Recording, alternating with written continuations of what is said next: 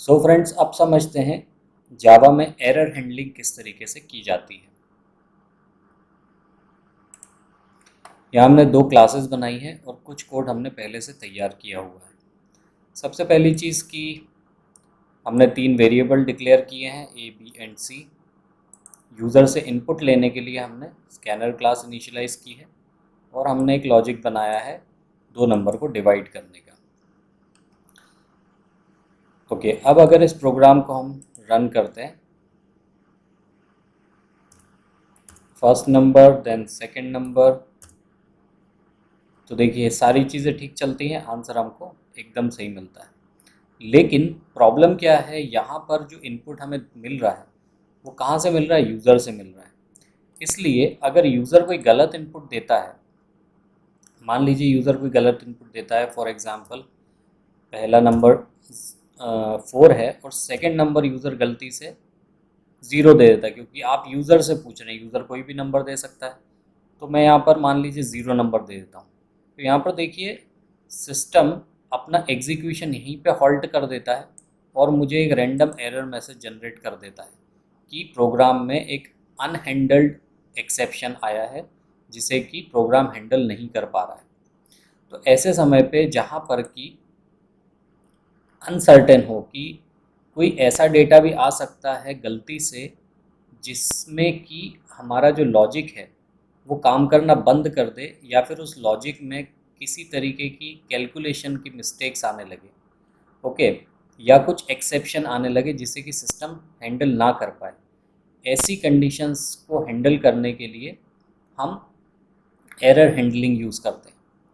So for example अगर हम यहाँ पर एरर हैंडलिंग करना चाहते हैं तो हम क्या करेंगे, जहाँ पर जिस कोड में अनसर्टेनिटी है, हमको लग रहा है कि यहाँ पर कुछ ऐसा डेटा आ सकता है जिसमें कि एरर आ सके या एरर आ सकती हो, तो उसको हम क्या करेंगे, ट्राई और कैच ब्लॉक के अंदर उस कोड को हम रखेंगे ट्राई ब्लॉक के अंदर, और अगर कोई एरर आती है तो उसको कैच करने के लिए हम एक कैच ब्लॉक क्रिएट कर देंगे। तो बेसिकली ये जो एरर हैंडलिंग के मैकेनिज़्म होते हैं ये ट्राई और कैच की पेयर मेथड में चलते हैं।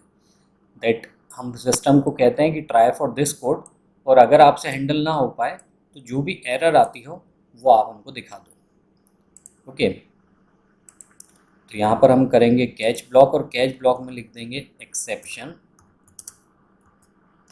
और एक्सेप्शन का एक ऑब्जेक्ट बना देंगे ई, और यहाँ पर हम डिफाइन कर देंगे कि जो भी एरर आए वो या तो सिस्टम जनरेटेड हम शो कर दें, फॉर एग्जांपल हम यहाँ पे लिख देते हैं एरर इज़, और जो भी एरर आ रही है वो इस ऑब्जेक्ट में पास होगी ई में, तो उसको हम शो करा देंगे।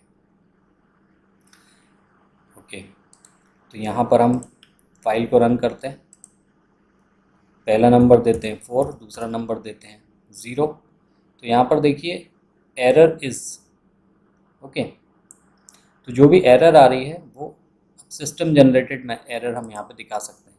यहाँ पे एक एरर आ रही है कि हमने इसको इनिशियलाइज़ नहीं किया है, तो हम इसको इनिशियलाइज़ कर लेते हैं, दोबारा से प्रोग्राम रन करते हैं, 4 then second number is 0।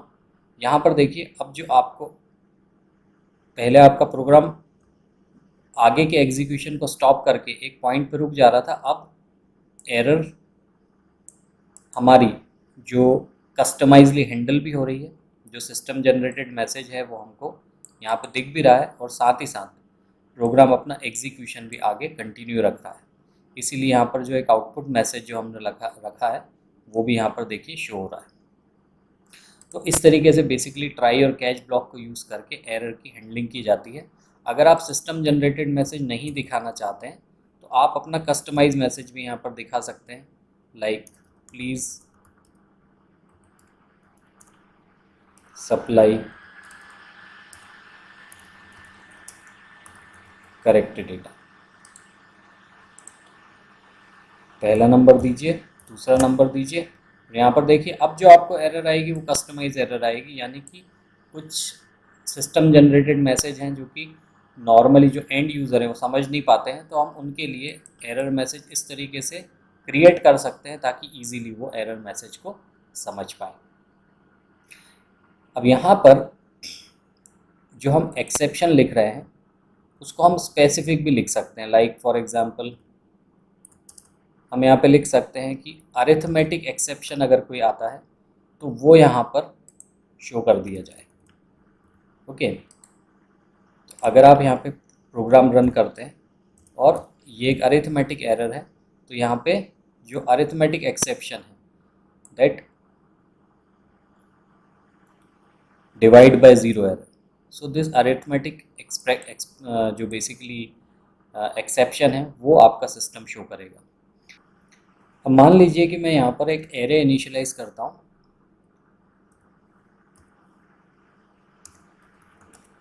Array का साइज है 3 और यहाँ पर मैं एरे की वैल्यू फैच करता हूँ।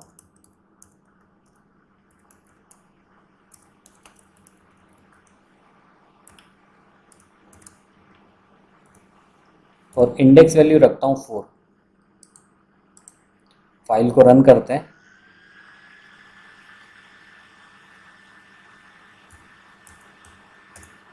तो यहाँ पर देखिए मुझे एक नई टाइप की एरर आती है, array out of bound exception. Okay, तो यहाँ पर अरिथमेटिक कोई एरर तो नहीं है, लेकिन एक नई एरर आई है, एरे आउट ऑफ बाउंड। तो यहाँ मैं अगर चाहूँ तो मल्टीपल कैच स्टेटमेंट भी मैं यूज़ कर सकता हूँ to handle the multiple errors.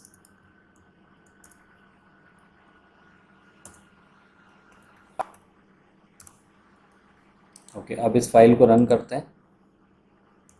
Arithmetic data सही सप्लाई करते हैं, लेकिन जो एरे है उसकी वैल्यू हम गलत सप्लाई कर रहे हैं। इसलिए यहाँ पर देखिए जो एरर आ रही है वो हमारी कस्टमाइज जो मैसेज है वो तो आ ही रहा है, साथ ही साथ सिस्टम जनरेटेड एरर भी यहाँ पे शो हो रही है। तो अगर अरिथमेटिक एक्सेप्शन होगा तो अरिथमेटिक एरर आएगी, एरे की एरर होगी तो एरे की एरर आएगी। यानी कि सिस्टम हैंडल करेगा जिस भी टाइप की एरर होगी वो वाला कैच ब्लॉक ऑटोमेटिकली एग्जीक्यूट होगा। तो एक ट्राई के साथ में आप मल्टीपल कैच स्टेटमेंट यूज़ कर सकते हैं और अपनी एरर को कस्टमाइज़ भी कर सकते हैं।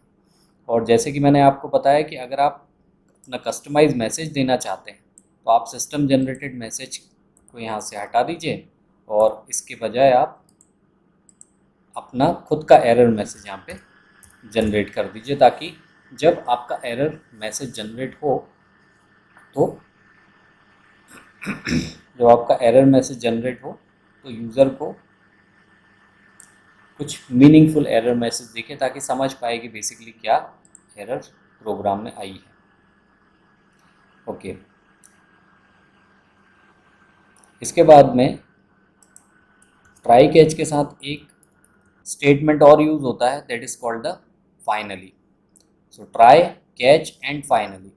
फाइनली में कोई भी एरर, कोई भी मैसेज हम लिखते हैं लाइक दिस ब्लॉक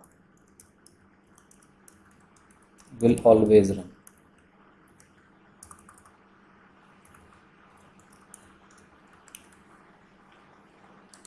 अब यहाँ पर इसको हम रन करेंगे।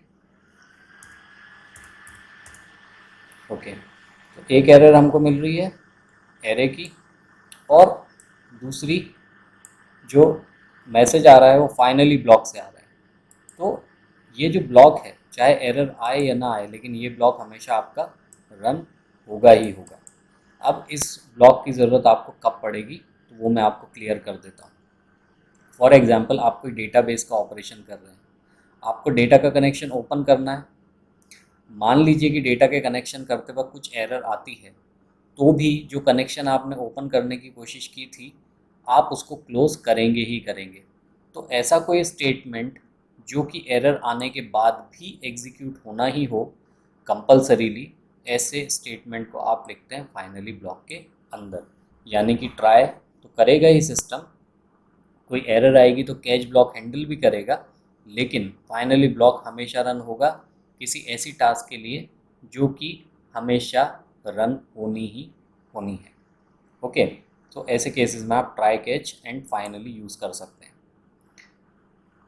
यहाँ पर हम अभी तक काम कर रहे थे सिंगल क्लास के अंदर। अब मान लीजिए मैं यहाँ से मेन मेथड डिलीट कर देता हूँ और ये भी सब यहाँ से डिलीट कर देता हूँ।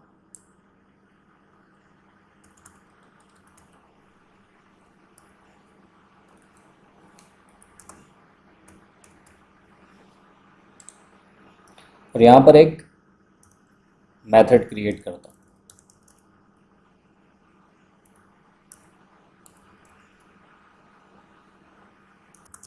दो डेटा मैं यहाँ पे सप्लाई करता हूँ और सिंपल जो हमारे डिवाइड वाले कैलकुलेशन है उनको मैं यूज़ करता हूँ। मेथड कुछ रिटर्न करने वाली है तो यहाँ पे हम सी की वैल्यू रिटर्न करवा देते हैं। अब हमारी आते हैं दूसरी टेस्ट क्लास में और यहाँ पर इस क्लास का एक ऑब्जेक्ट क्रिएट करते हैं।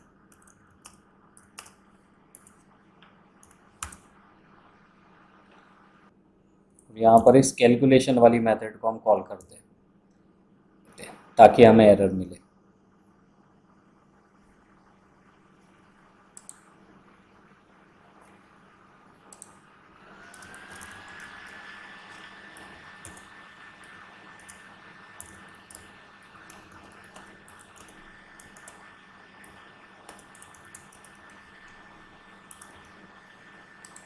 ओके, अब अगर इस प्रोग्राम को हम रन करेंगे तो यहाँ पर देखिए एक एरर आएगी।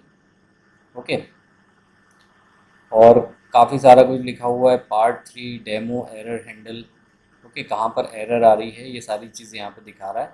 एरर कौन सी आ रही है? अरिथमेटिक एरर आ रही है। अब ये एरर जो आ रही है बेसिकली कहाँ पे आ रही है? इस प्रोग्राम के अंदर से एरर आ रही है। हमारे प्रोग्राम के अंदर तो कोई एरर नहीं है, इस क्लास के अंदर कोई एरर नहीं है। ये एरर कहाँ से आ रही है? दूसरी क्लास से आ रही है। अब मान लीजिए कि प्रोग्राम बनाया है आपने, प्रोग्राम यूज़ करने वाला कोई दूसरा यूज़र है। हमने हमारा प्रोग्राम सिर्फ अपनी सर्विस प्रोवाइड करने के लिए बनाया है, लेकिन इसमें जो डेटा सप्लाई होने वाला है वो कोई दूसरा यूज़र करने वाला है। तो यहाँ पर हमारी रिस्पॉन्सिबिलिटी ये बनती है कि ये जो है एरर प्रोन एरिया है। तो यहाँ पर एरर को हैंडल करने के लिए वही रहेगा हमारा कैच ब्लॉक, एक्सेप्शन। आप यहाँ पर भी एक्सेप्शन जनरेट कर सकते हैं।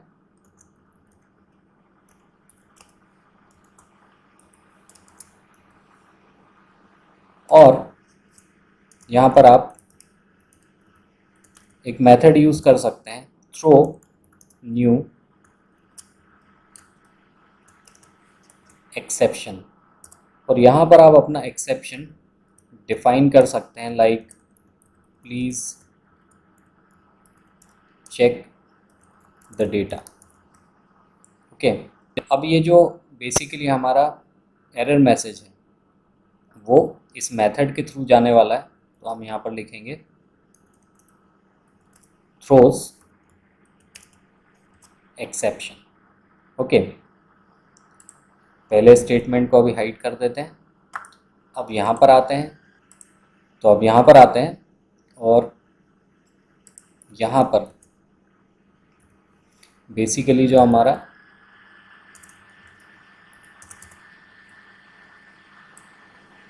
कोड है जहाँ भी हमें एरर मिलने वाली है उसको हम रख देते हैं ट्राई एंड कैच ब्लॉक के अंदर।